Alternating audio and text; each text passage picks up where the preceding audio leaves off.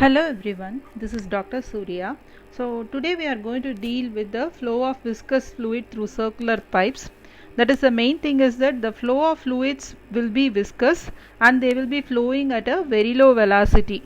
So if the fluid is moving at very low velocity, imagine that very slowly it is moving like this, very slowly, then what happens is the fluid will be moving in layers. It will move in types of layers. So each layer of the fluid, what happens is it will slide with each and every layer, it gets slide with over the adjacent layer. And also that there will be a due to relative velocity between the two layers, velocity gradient such as du by dy will exist, and because of that a shear stress will also be existing, that is tau is equal to mu into du by dy. So a shear stress will be existing and it will be acting on the all layers because each and every layer is getting slided over with each other. Okay, so in the first thing is that we will be dealing with the flow of viscous fluid through a circular pipe. So generally if a pipe is flowing through a circular pipe, it can be taken under two cases. One is that it can be viscous or it can be laminar. So if the Reynolds number is less than 2000, then the flow is called as viscous or laminar. Flow through circular pipe will be viscous or laminar if the Reynolds number is less than 2000, and if the Reynolds number is greater than 4000, then it is called as, the flow will be called as turbulent, and if it is between 2000 to 4000, then it is called as transient. So here we are going to deal with the viscous flow, that is the flow will be going to be the laminar flow. So basically if the flow is laminar, it is based upon the Reynolds number. So Reynolds number is given by the equation rho Vd by mu. So where rho is called as the density of the fluid and V is going to be the velocity of fluid and D is the diameter of the pipe and mu is going to be the viscosity of fluid. So this Reynolds number plays a major role in discussing the in determining the flow. So next is that what we are going to do is we are going to consider a horizontal pipe which is having a radius, or radius capital R, you can see here. So this viscous fluid, we are imagining that the flow will be from the direction left to right as shown here. So flow is from left to right as shown here. Now we are going to consider a fluid element. So you can see a check boxes. This is going to be the check box inside the pipe, that is a fluid element, and it is having a radius of, or you can see here radius of here, and it is sliding in the cylindrical fluid element of radius r plus dr. You can see here. So it is sliding in the radius of r plus dr, and we imagine that the length of the fluid element is going to be del x. Suppose if P is the intensity of the pressure, then we have to determine what are the forces that is acting in the fluid element. So generally pressure force will be pressure into area. So first we will be taking each and every phase. You can see that there is a phase called AB as well as there is a phase called CD, because the fluid is moving from left to right. So we have to take there will be equal and opposite, that is pressure forces will be acting in different directions. So you can see the arrow mark here. So first is that the pressure force, we are determining the forces that are acting. So pressure force will be pressure intensity into area. So P into area will be, since because it is circular pipe, I am writing it as pi r square. So this pi r square is area. Generally we used to P into dA, you might have seen in my previous video. So pressure force will be pressure into area. It is very simple that stress is equal to force by area. So force will be equal to stress into area. Here if you can take it as pressure. So pressure force is equal to pressure into area. So P into pi r square on face AB. Similarly we have to get it for pressure force on that acts on CD.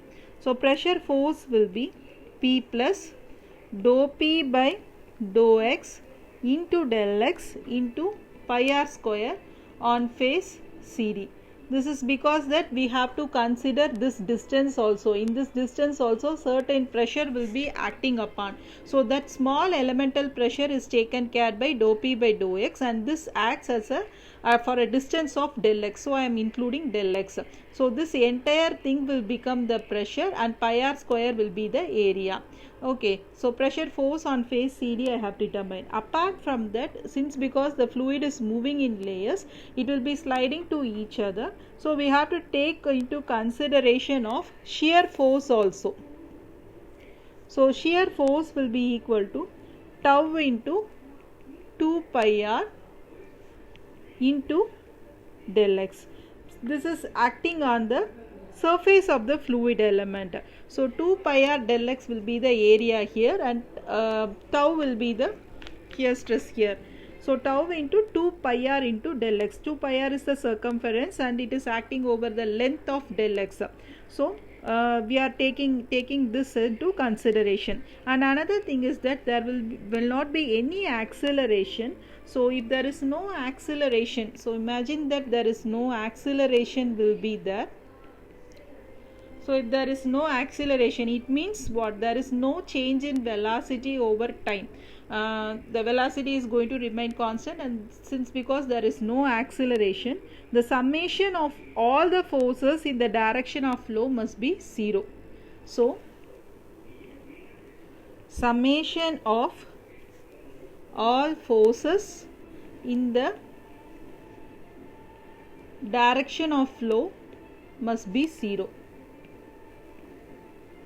Okay, so if that is the case, we have to write the summation of force. So we know that the liquid is moving from left to right, so we have to take into account of everything. So this is, first pressure is P into pi r square. This is on face AB, and the opposite direction the other force is acting on. So P plus dou P by dou x into del x into pi r square minus of tau into 2 pi r into del x is equal to 0. So this P into pi r square minus P into pi r square minus dou P by dou x into del x into pi r square minus tau into 2 pi r into del x is equal to 0. So these two terms can get cancelled off, and I'll be having minus dou P by dou x del x pi r square minus tau into 2 pi r into del x. So here I can check the common term. Pi is a common term here, r is a common term here, del x is a common term here. So I can divide this by pi r del x. So it becomes minus dou P by dou x into r minus 2 pi r 2 into tau is equal to 0. Again I will write that minus dou P by dou x into r minus 2 into tau is equal to 0. Okay, I can rewrite it as, I am bringing one term to the other side, minus 2 tau is equal to dou P by dou x into r. So tau will be equal to minus of dou P by dou x into r by 2. So I'll keep this as equation number 1. So it means what? The shear stress across a section, it is varying with r, and dou P by dou x across a section will be a constant one. Okay, now we are going to determine our velocity distribution. So I'll draw the diagram of this. So you can see the diagram. So your stress distribution along the pipe will be like this, and velocity distribution will be like this. So first we'll determine the velocity distribution. So determine the velocity distribution, we have to consider the shear stress. So our shear stress is nothing but tau is equal to mu into du by dy into y. So this should be substituted. We have to take this into account, and this is, since because it is measured from the pipe wall. So we have to measure this from the pipe wall. So if that is the case, then y will be having of r minus r. So the full the radius of pipe is capital R, the complete fluid element will be the small r. So and dy will be equal to minus dr, and so we can substitute this here. So tau is equal to mu into du by minus dr. Sorry, I will not be taking into account of this. So tau is equal to mu into du by dy, and y will be capital R minus r, and dy will be equal to minus dr. I can substitute like this. So tau will be equal to minus mu into du by dr. So this we can substitute the value, substitute in the equation number 1. So we have determined our equation. So instead of tau, I can substitute mu into minus mu into du by dr. So I am substituting this equation in 1. So which is minus of mu into du by dr will be equal to minus of dou p by dou x into r by 2. And I am keeping my du by dr here. So in both the sides minus term will get cancelled off, and this becomes 1 minus 2 mu into dou p by dou x into r. So what I am going to do is I am going to integrate this equation with respect to r, that is du is equal to 1 by 2 mu dou p by dou x into r into dr. Just integrate this equation. So I will be getting u is equal to, so you all know that x power n, integral x power n is equal to x power n plus 1 by n plus 1. Here I am having r power 1. So r power 1 plus 1 by 1 plus 1, which means r square by 2. So I should get r square by 2. So that 2 I am putting here. So which is 1 by 4 mu dou p by dou x into r square plus c. I will keep this as equation number 2. Okay, so c will be the constant of integration, and we can obtain this very easily by using the boundary condition.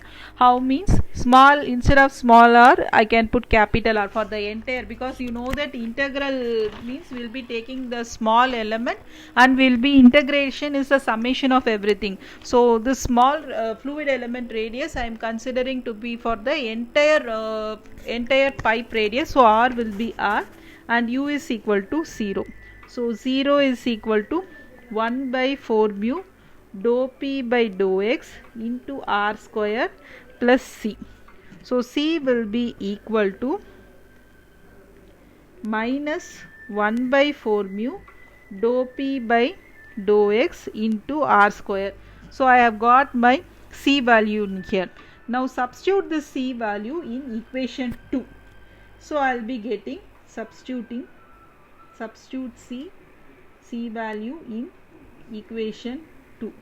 So I will be getting u is equal to 1 by 4 mu dou p by dou x r square minus of 1 by 4 mu dou p by dou x into capital R square. Now we can simplify it. I can take 1 by 4 mu into dou p by dou x outside, right? So which is, one thing is this value is small r square. Okay, so take the common terms outside.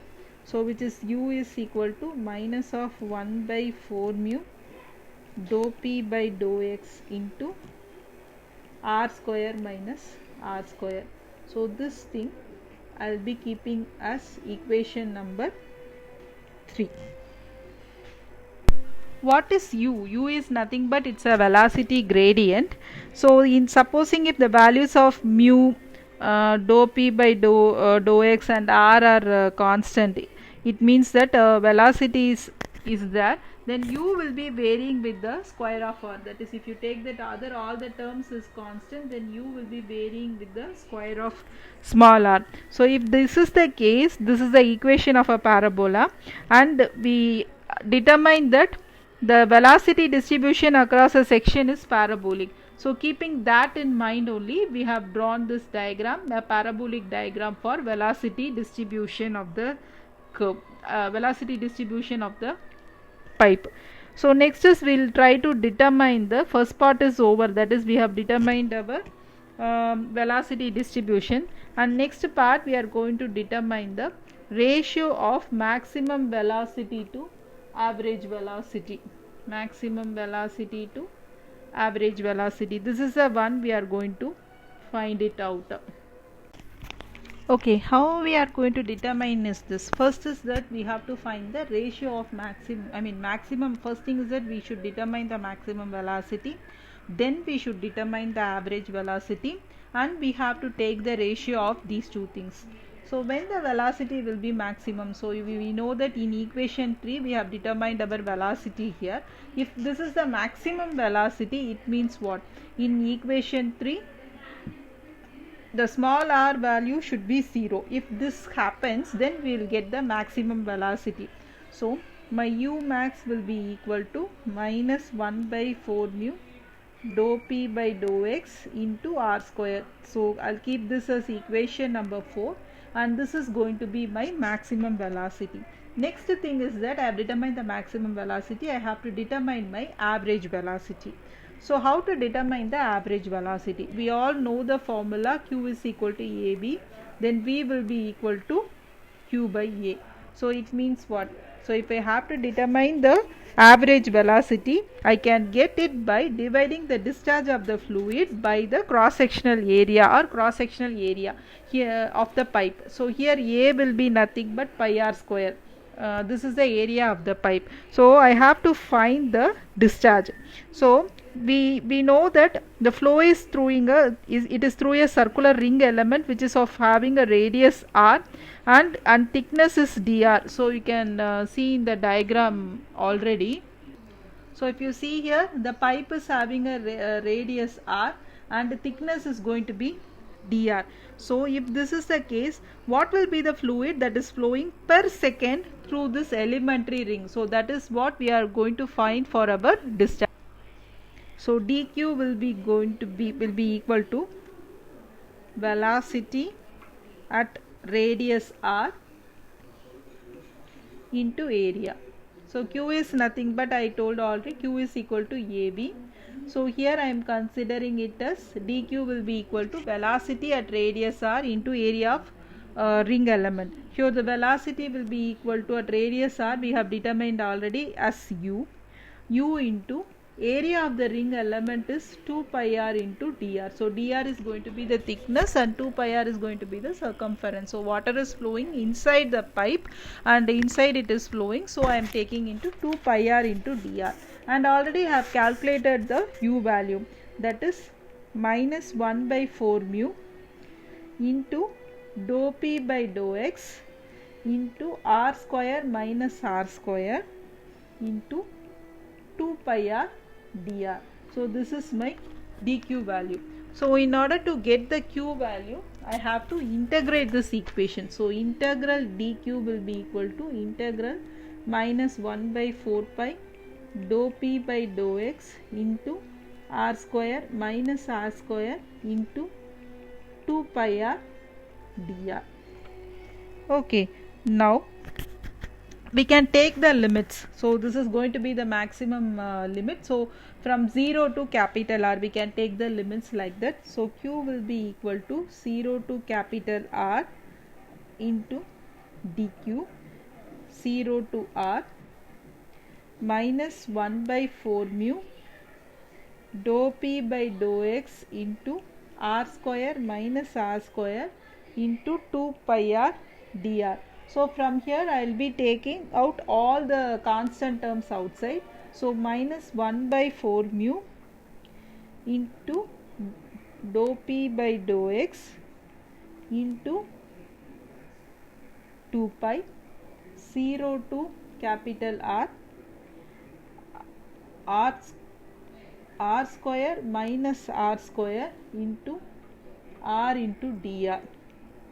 So 1 by 4 mu into minus dou p by dou x into 2 pi 0 to r.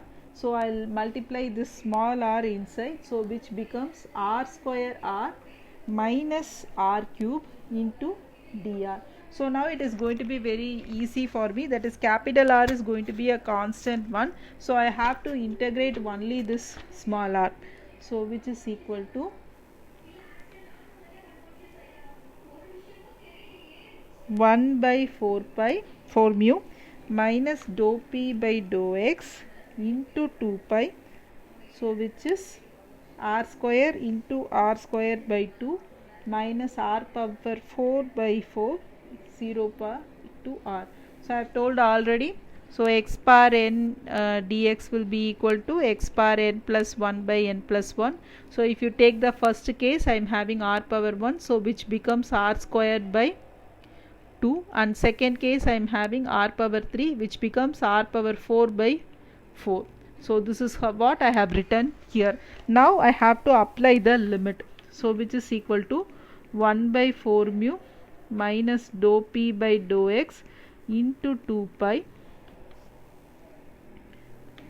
which is instead of small r I have to apply capital R, so which becomes r power 4 by 2